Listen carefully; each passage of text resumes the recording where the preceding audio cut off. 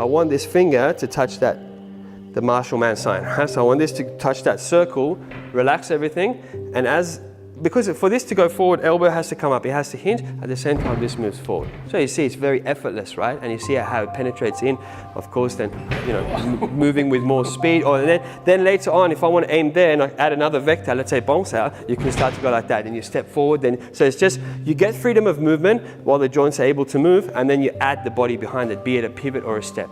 Instead of that, if we have that loose mobility, if you have that loose mobility with the arms, at the same time with the body turning, if you let go, if you don't let go, and at that point, of course, I can actually hit through. It's a defend and attack at the same time, right? From here, nice and relaxed, move from the center, like that, it's a different thing. So the mass is coming through to him rather than shifting to the back leg and making this weaker.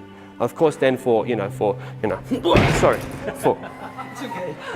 Wasn't expecting it. So for the striking, like yesterday I was doing the striking on you guys, I wasn't adding pivots into it. If you want to feel the shoulder blade or whoever, I might as well, because yeah. So not this,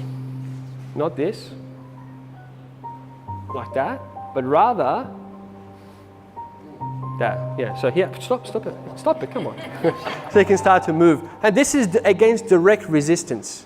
Not that I'm finding his weakness, going down with it, moving around, and while he's there pushing him back, not like that. But I'm going to move my arm here, you stop it. So we can start to get that, again, for self-defense, the punches coming in, that means you can go directly through the punch. Or if I wanted to bring my arm down rather than bring it back here, you know, sort of like that, same thing.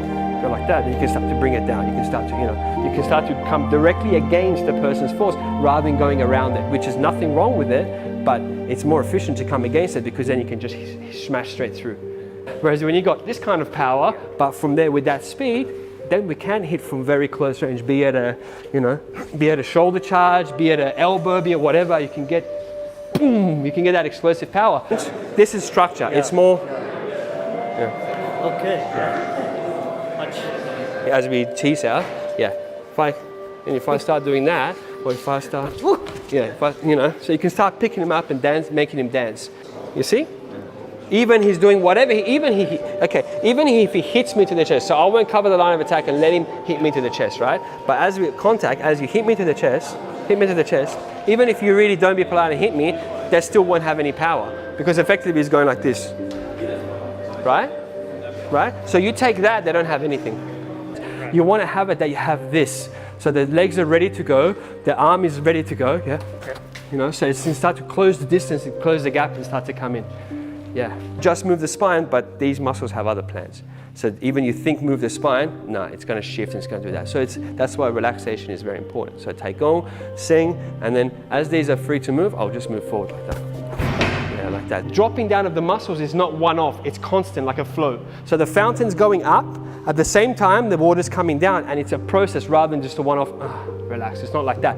Rising up, dropping down, rising up, dropping down, so as you're pushing in, rising up, dropping down, and at that point, it seems like it's then you see how the effect on his body was because there wasn't that much force coming in, it was outgoing that way. But you'll feel that if I resist against it, you feel I'm resisting and you feel I'm resisting, right? Whereas if you do it again, and I loosen the spine and I relax as you pull up, Charlie. Pull up. And as it's pulling up, it's got nothing to do with the spine. I can still move him. It's happening from the spine. It's got nothing to do with the stance, with the floor. It's happening from the spine. I would go for that one. So I would kick that one with a heel kick on the way. I would be taking this, and the force here, I'll just tap lightly. The force here is like that.